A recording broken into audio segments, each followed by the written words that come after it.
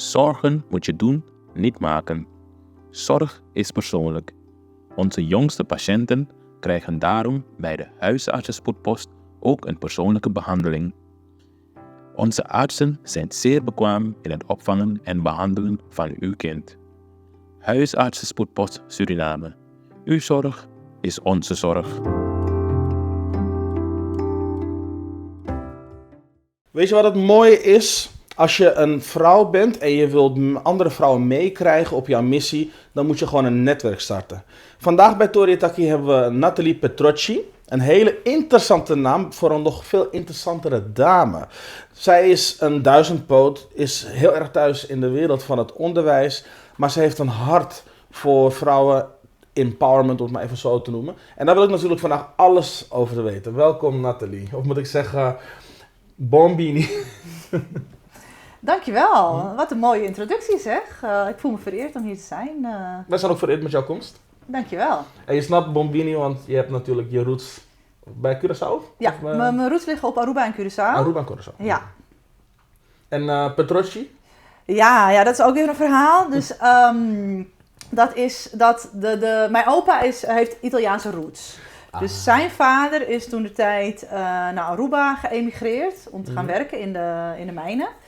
En die is daar gebleven. Dus je hebt het beste van twee werelden. Ja, meerdere werelden zelfs. Meerdere werelden, wat nog meer dan? Ja, dus Italiaans, Curaçao, Aruba, Nederland. Ja, Nederland wordt Nee, ik ben geboren in Nederland. Maar ik hoor je. Maar wat is dan je lievelingsgerecht? Want als je zo gaat kijken, Italiaans eten staat heel erg hoog. Ja, ik hou wel van pasta, maar ik hou ook heel erg van de Caribische snacks. En dan hebben we het over een bolli cachepete, dat is een cashewtaart. Kan je maken of niet? Nee, dat kan ik dan weer niet. Weet je hoe lang ik al iemand zoek in Nederland om het te maken? Ik ook. Ik zoek ook iemand. Nee, ik kan het niet zelf maken. Pastijtjes, pasticci noemen we dat. Johnny cake? Ja. Dus dat soort dingen vind ik wel echt heel lekker. Oké. En je bent een hele ondernemende vrouw. Hoe zou je kunnen omschrijven waar dit alles vandaan komt? Je bent in meerdere hokjes te plaatsen, dus waar beginnen we? Ja, waar beginnen we? Ik werk eigenlijk al 17 jaar in het onderwijs. Dus toen ik wat jonger was, ik ben zo'n stapelaar, dus ik begon in het mbo, niveau 2, 3, 4, dan noemen ze stapelen. Daarna hbo gedaan. En eigenlijk wist ik niet zo goed welke kant ik op wilde. En toen ben ik maar de opleiding, dat was toen SPW, ben ik gaan doen. Dat is nu Sociaal-pedagogisch werk. Ja. En toen wilde ik in het onderwijs, ik wilde onderwijsassistente worden.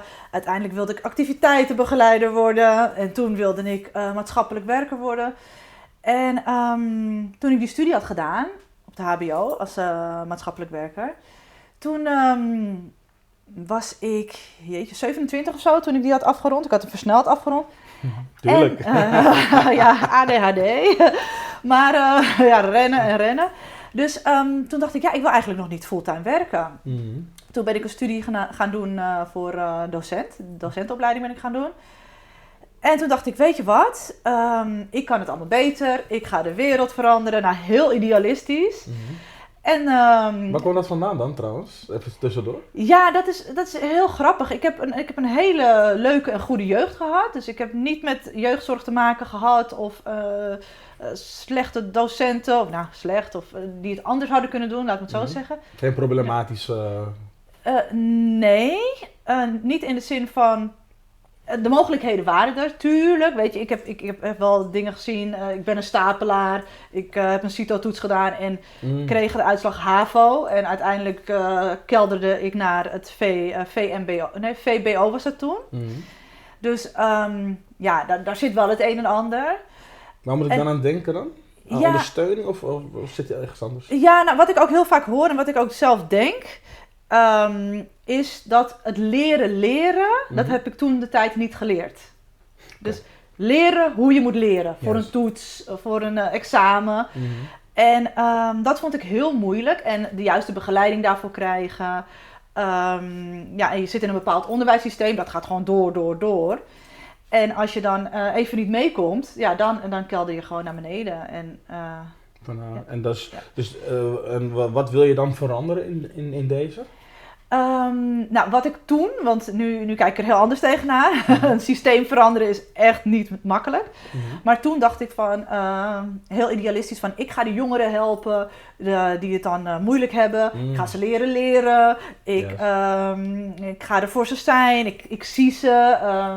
Ik ben een voorbeeldfiguur. Nou, ook leerlingen en studenten met een migratieachtergrond. Dus ze ook zien, we hebben ook een docent met een migratieachtergrond. Dus zo'n voorbeeld wilde ik zijn. Nou, oké, zuiver. Ja. Dus dat was het wereldverbeterend moment. Ja. En, want ik onderbrak je net, maar volgens mij was je gebleven met dat je op school dus een advies kreeg en dat je uiteindelijk een andere ontwikkeling kreeg.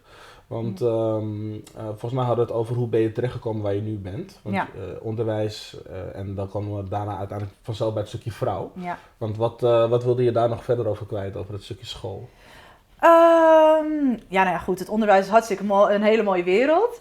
En ik maak het bruggetje, want ik sta voor de klas, maar ik ben ook onderwijsadviseur. Dus ik ga in Nederland langs allemaal scholen en dan ga ik voornamelijk met directeuren in gesprek. Hoe ze het moeten doen.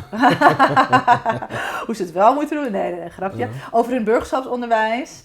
En omdat ik dus bij al die scholen kwam ik ook in aanmerking met heel veel vrouwen, dus verschillende vrouwen. En ik zag dat er vrouwen zijn in het onderwijs die naast hun baan in loondienst, ook projecten doen. Of een onderneming hebben of een project willen opzetten. Maar dat ze elkaar niet wisten te vinden. En toen dacht ik, dit is bijzonder, want er zijn hele mooie initiatieven vanuit de vrouwen, maar ze vinden elkaar niet. En toen dacht ik, ook weer heel idealistisch, dacht ik, weet je wat? Ik ga gewoon een event organiseren. Niks op papier, geen bedrijfsplan, niks. Ik ga een event organiseren en dan ga ik die vrouwen zichtbaar maken. Dus ze kunnen daar met hun onderneming, hun project, kunnen ze daar staan. En ik ga ze educaten, dus ik ga ze wat leren. Dus ze konden workshops volgen. En ik ga ze laten netwerken. Dus ik ga ze aan elkaar verbinden, zodat ze elkaar wel kunnen vinden. En wat wilden ze leren dan? Ja, we hadden toen een workshop, coachingsworkshop. Dus, maar dat is één van de facetten hoor. We hebben ook communicatietrainingen, we hebben van alles. Maar toen dacht ik van een coachingsworkshop, daar zetten we daar dan in. Die kunnen ze volgen. Want waar ik benieuwd naar ben, is wat is de behoefte die jouw klanten hebben als het gaat om begeleiding? Ja, toen wist ik dat niet. Want toen dacht ik eigenlijk, waarom ik die coachingsworkshop had ingezet was omdat mijn beeld was ook om vrouwen dus zichtbaar te maken. Dus ik dacht, die vrouw geeft coachingslessen en workshops, dus kom naar het event, jij wordt zichtbaar, jouw coachingslessen worden dan aan de man gebracht en zij zien wat jij doet. En de vrouwen leren dan ook weer wat. Die volgen een cursus en die kunnen zich dan ontwikkelen. Dus een win-win. Dus eigenlijk vanuit dat perspectief heb ik dat georganiseerd. Wat ik zeg, ik had helemaal geen plan. Ik had helemaal niet onderzocht. Wat willen die vrouwen nou eigenlijk? En, dat is een vraag die zowel mannen als vrouwen stellen volgens mij. Dat weten we zelf niet altijd even goed wat we willen. Hè? Dus dat is, maar soms is dat ook misschien wel een zoektocht. Dat we zelf nog niet weten of denken te weten van oké, we willen dit. Maar eigenlijk is dat heel wat anders. Waar heeft dat mee te maken dan? Heb je daar een idee van? Of Ik denk, ik heb ondertussen hartstikke veel coaching en dat soort dingen gevolgd. Dus dat je soms denkt dat het één goed voor je is. Maar als je diep van binnen gaat kijken en naar jezelf gaat kijken en jezelf gaat ontwikkelen en uiteindelijk jezelf beter leert kennen, dat je dan ziet van, het was eigenlijk helemaal niet dat wat ik nodig had of dat wat ik wilde, maar ik wil dit, ik wil de andere kant op. Ook het stapelen weer. Ook het stapelen weer, ja. Ja, ik wil niet dit, maar eigenlijk wil ik dat. Ja. Maar daar kom je gewoon sideways achter. Ja, en je ontwikkelt jezelf en je gaat andere mensen leren kennen. Je gaat andere dingen ga je doen. En je leert ook andere dingen kennen. Want toen ik jong was, dacht ik, je kan docent worden, je kan stewardess worden, je kan in een winkel werken. Weet je, het was echt heel beperkt. Terwijl nu zie ik mensen die doen dingen en denk ik, is dat een baan? Je kan manager AI worden of dat soort dingen. Ja, precies. Onderzoeker dit. Ik zag een keertje iemand die was een toiletonderzoeker of zo. Toen dacht ik, is dat een baan? Weet je, dus je kan in principe van alles in je baan maken. Hoe wil je een toilet onderzoeken? Wat is dat? Ja, ik kan het niet navertellen, maar ik had een keer een nieuwsitem gezien. En er was iemand, een soort onderzoeker, en het was een toiletonderzoeker en toiletgebruik van mensen in ieder geval, werd daar onderzocht. Oké, het is goed. Ik weet niet of ik deze serieus moet nemen, want ik vind het een beetje vergezocht, maar oké, het zal ergens voor nodig zijn. Ja, en het gaat erom dat wat het dus is dat je dus, er is heel veel wat je kan doen. Ja. Je hoeft je niet te beperken tot de standaard dingen die je meekrijgt. En die... is dat wel het idee wat vrouwen dan hebben over het algemeen? Ja, dus in het netwerk dat ik heb opgericht, dus na aanleiding van dat event, waren trouwens 40, 50 vrouwen gekomen. Ja. Dus zonder businessplan, niks. En dat gaf zoveel energie dat ik dacht van, oké, ik wil hier wat mee. En in de eerste instantie dacht ik, ik ga borrels, evenementen, et cetera organiseren om die vrouwen bij elkaar te brengen. Dus hetzelfde doel, hè? Dus je ontwikkelen, het netwerken en zichtbaar worden. En uiteindelijk was dat voor mij heel hard werken, want elke keer weer een borrel en dan was er weer een training. En dat deed ik allemaal vanuit mezelf. En toen dacht ik, weet je, ik wil eigenlijk het platform zijn. Dus ik wil faciliteren dat vrouwen hun kracht in kunnen zetten. Dus ik ga niet meer de trainingen geven, dat mogen zij doen. Ik ga niet zorgen dat ze kunnen, dat het netwerk-event georganiseerd wordt. Nee, ik faciliteer het. En die vrouwen die kunnen dat, die kunnen dat dan gaan doen. Dus eigenlijk wat ik doe, we hebben ook in onze webshop, dan kunnen vrouwen hun artikelen aanbieden. Dus je bent de marktplaats van de vrouwen geworden, zeg maar. Ja, een soort van. Ik noem het een platform. Maar ook een soort, wel wat luxer dan marktplaats. En dat hebben we dus ook met trainingen die we aanbieden aan scholen, aan organisaties. En dan zijn het ook die vrouwen. Dat is een mooie kruisbestuiving van al je activiteiten, als ik het zo hoor. Ja, maar alleen ben ik nu niet meer degene die dat dan doet. Die overal opdraagt. Precies. Ik ben degene die het faciliteert.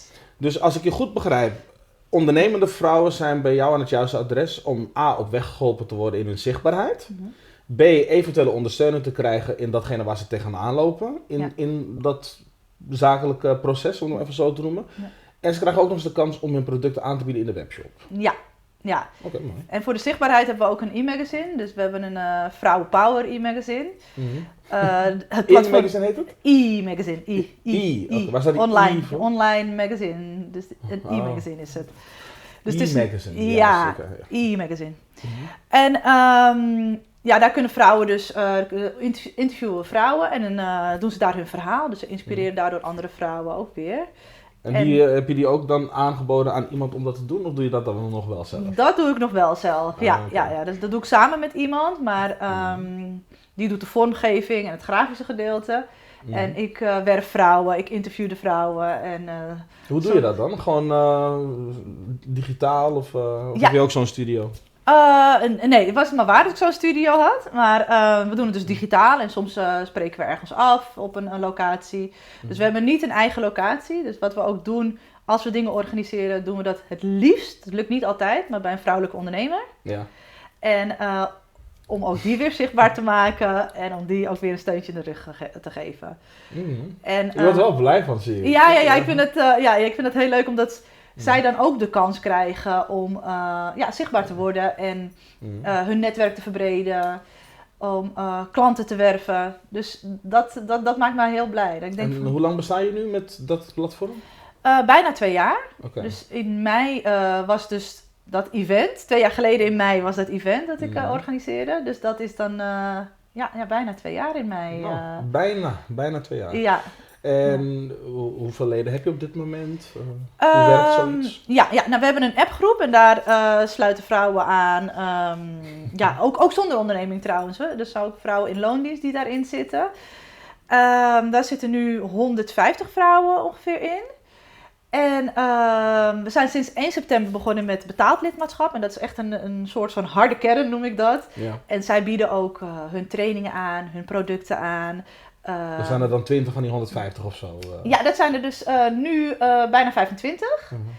En die krijgen dus een pakket met, zij kunnen gratis trainingen volgen. We hebben ondernemerssessies. Dus we hebben 1 keer in de zoveel tijd dat die vrouwen bij elkaar komen. En dan maken we gebruik van elkaars netwerk, maar ook van elkaars expertise. Waar loop jij tegenaan? Waar kunnen we elkaar bij helpen? En daar mogen zij dus voor een x-bedrag per maand betalen zij. En dan mogen ze dan deelnemen aan dat soort dingen. De borrels, Mooi.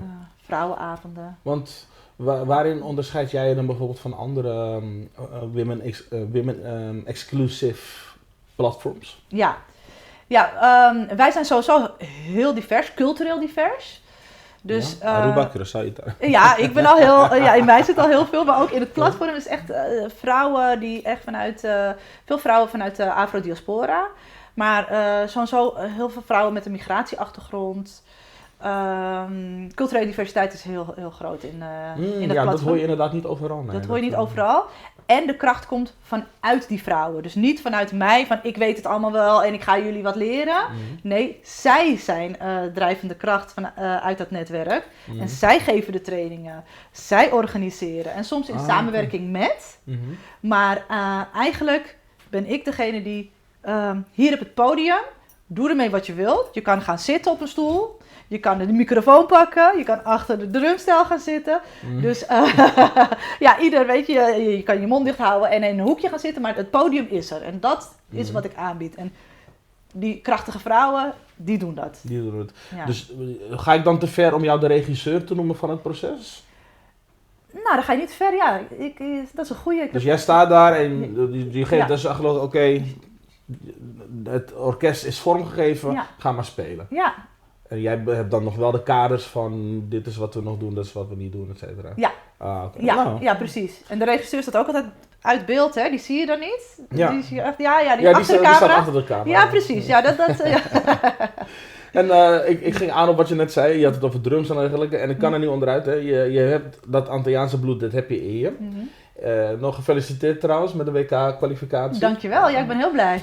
Ja, ga je er ook naartoe? Dat weet ik nog niet, maar ik ben niet zo van de voetbal, maar ik ben wel echt blij dat we door zijn. Ja, maar ik denk dat dit overstijgend is. Dit gaat meer dan alleen over voetbal. Dit is gewoon de kracht van, ik heb Curaçao leren kennen als een heel bijzonder eiland. Ja. De spirit die daar aanwezig is ongekend. Een vrouw heeft me een keer gezegd, we moeten skieten naar succes. In de zin van, we zijn zo klein en iedereen kent elkaar. Dus om te overstijgen of om, er bovenuit te komen, moet je echt accelereren in datgene wat je doet. Ja. En die drive, die komt wat mij betreft best wel terug. Sommige mensen zeggen het zit in die jambo, weet je wel. Heb je die wel eens gegeten? Ja, ik heb het wel eens gegeten. Ik vind het lekker. Ja, niet iedereen lust het. Het lijkt op Surinaams ook een soep. Juist, ja.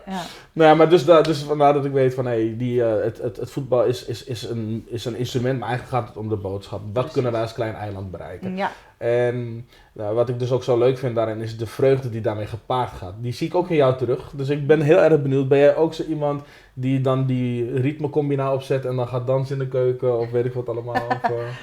Ja, ik hou wel heel erg van dansen. En dat zie ik ook weer terug bij mijn dochter. Die zit ook de hele dag pasjes en dingen te doen. Okay. Dus ik dans niet elke dag in de keuken, maar ik dans wel eens in de keuken. Of in mijn woonkamer. Ja, precies, in mijn woonkamer. Of ergens, bijvoorbeeld in een restaurant Mondi, die vind ik echt geweldig. Julie. Ja, geweldig is dat. Ja, dus daar had ik moeten weten dat je daarvan hield. Okay. Oh ja, nou kijk, dan ga ik daar eten. En dan ga ik gelijk daarna ook even een dansje doen. Dus, gevaarlijk. Nee, maar dat is leuk. Zeker een aanrader hoor. Als je in Nederland bent, ga naar restaurant Mondi. Kan je heerlijk Caribisch eten. Maar je hebt ook een hele mooie Caribische flavor met Junior Juliet. Een hele grote artiest van Curaçao die op zijn keyboard geweldige tunes en alles kan maken. Je waantje in de tropen, zeg ik altijd. Ja, zeker. En verder, wat hebben het lijkt bijna alsof de Petrocchi niet aan bod komt, maar Italië hebben mensen wel een beeld bij, toch? Nee. Dus, of ga je nu zeggen, ik kan ook de Tarantella? Nee, die moet ik nog die kan ik wel. Leren. Oh, jeetje. Ja, niet dat dat heel belangrijk is of zo. Maar als we dan weer terugkomen op die drive, hè, zou je dan kunnen zeggen, ik herkende dat culturele, waardoor ik het in mijn activiteit kan stoppen?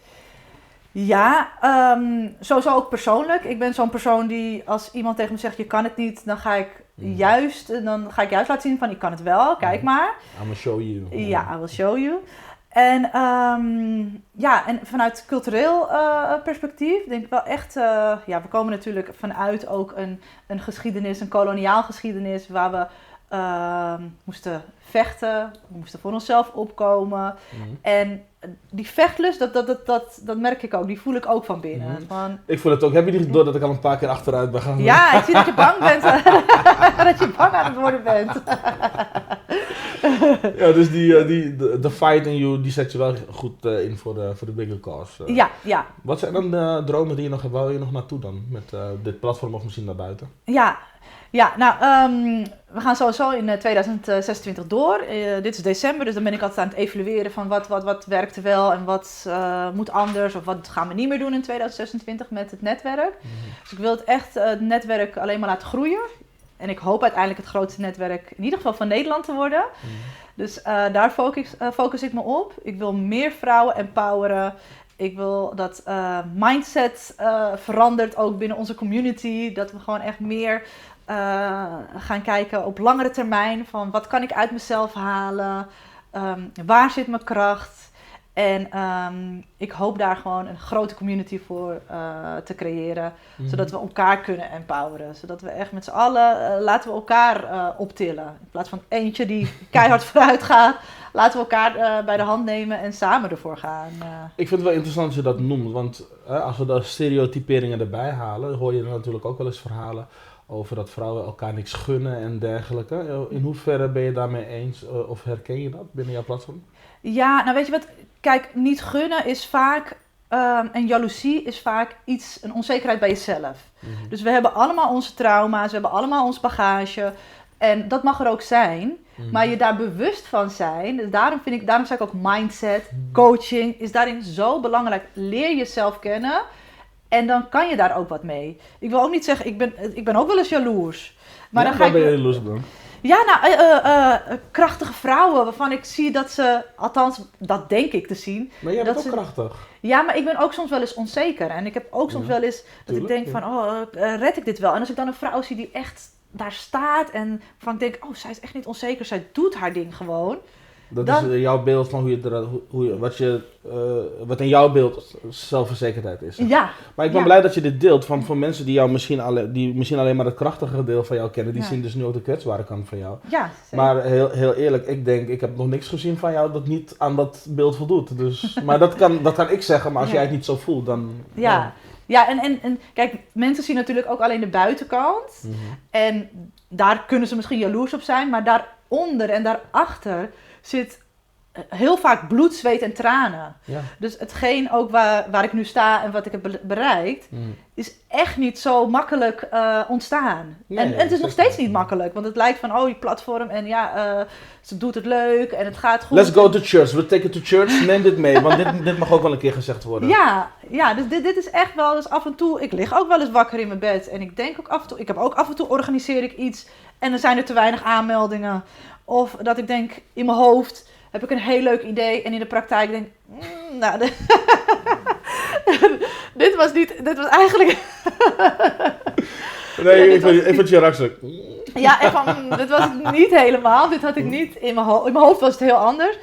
Weet je, dus, daar ben ik af en toe ook wel onzeker over. Of gaat dit wel slaan? Nou, weet je, zo zijn er heel veel dingen.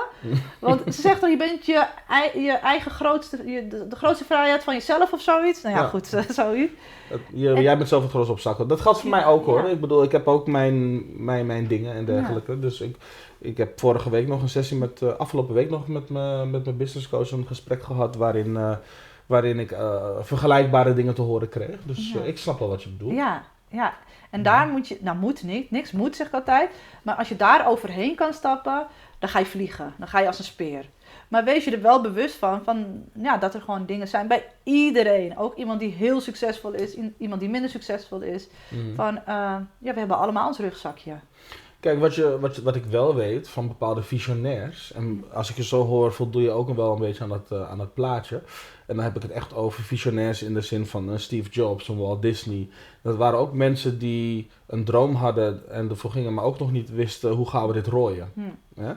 Dus wat dat betreft is het iets universeels. Het Ja. gaat over van generatie op generatie. Ja, Dus ik denk dat je er niet per se overheen komt, maar dat je er wel mee kan leren omgaan. Of dat je een weg kan vinden in hoe ga ik hiermee om. ja. En als je dat gewoon telkens maar weer doet, dan kom je uiteindelijk telkens weer in dat stapelmodel een stukje hoger en een stukje verder. Ja, ja, en ik denk ook, soms moet je dingen gewoon doen. Want als je lekker comfortabel in je eigen omgeving blijft zitten en de dingen doet die je al doet, ga je niet groeien. Wil je groeien, dan doe dingen die je bang maken, waar je bang van wordt. Waarvan je denkt, shit, nee, dat durf ik echt niet. Doe het. En doe het met zweetdruppels, met rode vlekken in je nek, maar doe het. Want daardoor ga je groeien. En het hoeft niet goed. Dan ga je het gaat met vallen en opstaan. Wat is er voor nodig om die eerste stap te maken dan, als je bang bent voor iets? Ik heb niet een toverstaf of zo, maar het is gewoon doen. Gewoon doen. Ik heb echt dingen gedaan die ik nooit van tevoren had gedaan. Nog nooit eerder had gedaan. Maar was het omdat je niet anders kon? Want als jij het niet deed, dan gebeurde er niks? Nee, niet per se. Maar het is wel, kijk, mijn mindset is op een gegeven moment zo veranderd waarvan ik dacht, ik kan hier blijven zitten waar ik nu zit. Dat was ook lekker, lesgeven. Bij de studenten ken ik, de organisatie ken ik. Nou, ja, ik zat gewoon lekker comfortabel, goed salaris. Ga zo maar door. Maar ik dacht, ik heb een dochter en ik wil een voorbeeld zijn voor mijn dochter. Dus dan moet er iets veranderen. Dat was dus jouw noodzaak? Dat was mijn noodzaak. Dat ik dacht, ik wil iets veranderen. En ik ga nu uit mijn comfortzone stappen. Ja. En ik heb toen ook tegen mezelf gezegd, ik ga me nu een jaar gewoon oncomfortabel voelen. Ik ga mijn eentje naar netwerkbijeenkomsten. Ik ga trainingen volgen. Ik ga tussen mensen zitten waar ik normaal nooit tussen zit. Dus dat heb ik echt een jaar gedaan. En Hoe ben je op dat punt gekomen dat je dacht van, nou, dit is hoe het oncomfortabele pad voor mij eruit gaat zien? Nou, Je zegt het nu, maar ja. ik kan me niet voorstellen dat het zo uitkwam. Volgens mij heb je echt gekeken, oh, dan moet ik dit doen, dan moet ik dat doen. Zo. Ja, klopt. Dus ik zat van mezelf wist ik dat ik altijd bij mensen zat. Waarvan ik, weet je, als we een borrel hadden, ging ik bij mijn mensen zitten. Dacht ik, oh, dit is wel lekker veilig en ik ken dit. En als ik ergens naartoe ging ik altijd met een vriendin. Of dan nam ik iemand mee. Weet je, en ik dacht, daar moet ik van af. Dus de eerste stap was voor mij al, ga maar alleen. Dus eigenlijk dingen anders doen dan hoe je het normaal doet. Ja. Zeg maar. Okay. Ja, zeker. Ja, dus ga maar alleen en ga je maar oncomfortabel alleen voelen.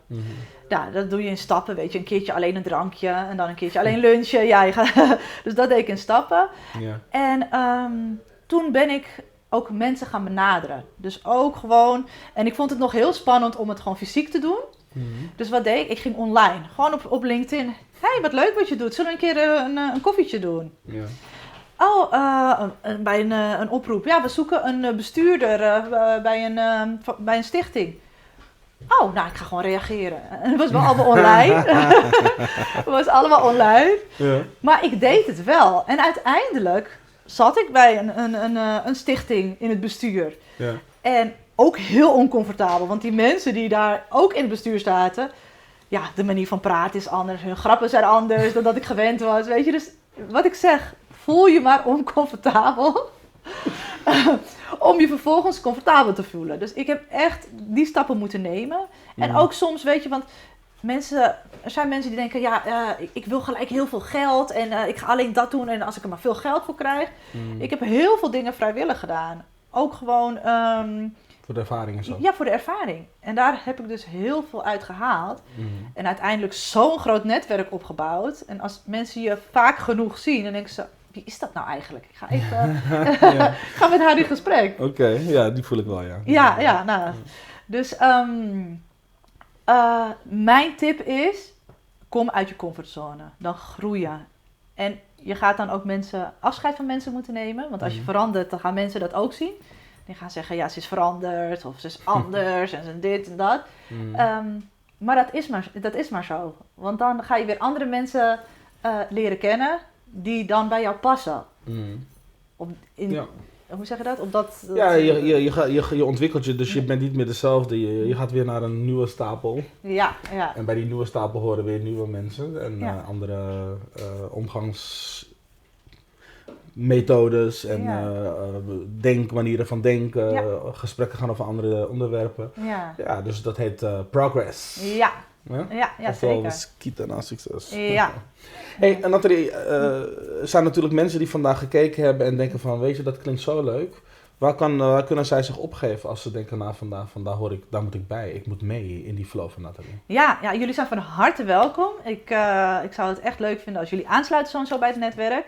Dus, we hebben natuurlijk onze socials. Vrouwen Power Netwerk op TikTok, op Instagram en op Facebook. Daarnaast hebben we een website, www.vrouwenpowernetwerk.nl. En je kan ons altijd mailen op info@vrouwenpowernetwerk.nl. Neem een kijkje op onze website. Kom naar onze borrels of themabijeenkomsten. Nou, maakt niet uit wat we hebben.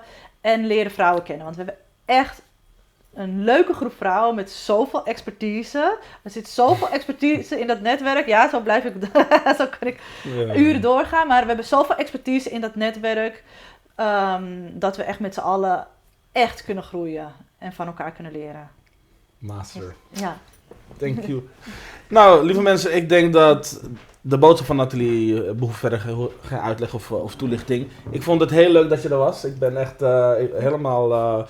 ik bruis van jouw energie en ik vind het ook heel mooi waar je mee bezig bent. Ik wil je ook een compliment maken daarvoor, dat de stappen die je hebt gemaakt. Dankjewel. Dat je de afgelopen 1,5 jaar, je begon met iets en het is uiteindelijk een leven geleiden. Dus blijf zo doorgaan. Ik vind het super mooi om te horen. En voor mij ben je in ieder geval wel het beeld van zelfvertrouwen en vrouwenpower. Dus ik hoop dat je dat met je mee kan nemen. Dankjewel. En als u nou vandaag denkt van, nou weet je wat, ik wil reageren onder dit filmpje om een beetje extra props te geven aan Nathalie, doe dat alsjeblieft. Doe het voor mij, maar doe het eigenlijk iets meer nog voor haar.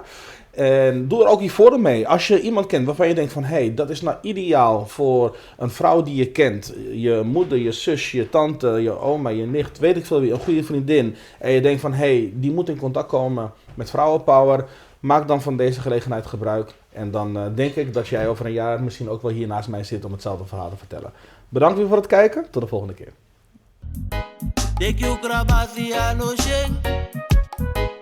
Masapemba no sheng Begadoti no sheng na tampumfu yala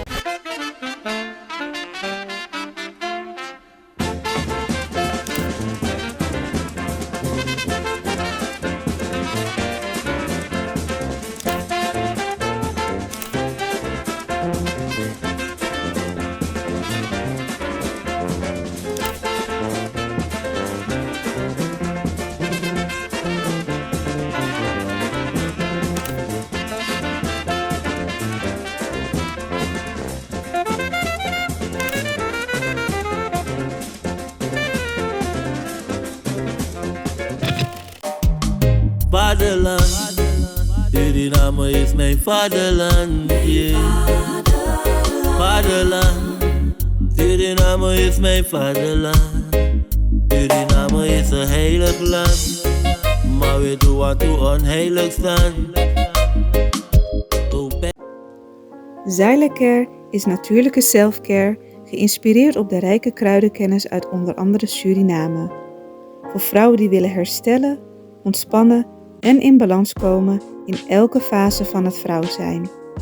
Of je nu net bent bevallen, je cyclus wilt ondersteunen of gewoon goed voor jezelf wilt zorgen.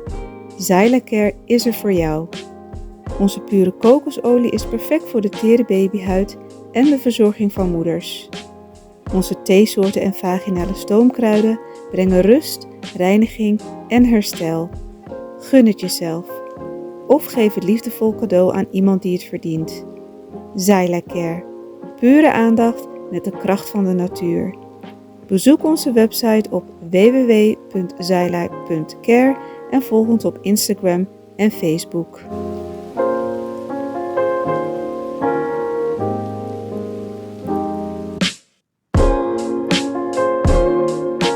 www.futuro.com for the generation.